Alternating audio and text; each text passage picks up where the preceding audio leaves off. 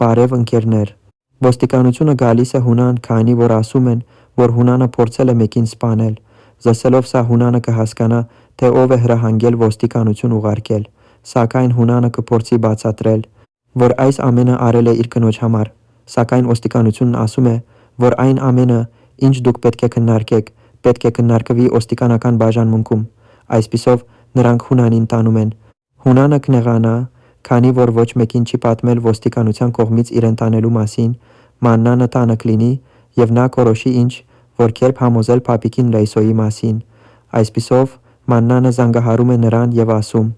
«Լեյսո, դու պետք է գաս իմ տուն, քանի որ այն ամենը, ինչ մենք այսօր պետք է քննարկենք, պետք է քննարկվի փափիկիս ներկայությամբ»։ Յոսելով սա, Լեյսոն կհարցնի.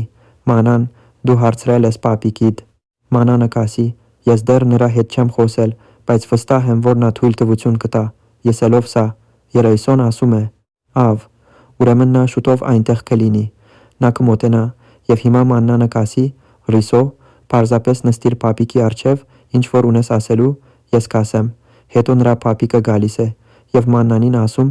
«Ես քեզ ասել էի, որ Լիսոն չպետք է տուն գա, ապա նա այստեղ ինչ է անում»։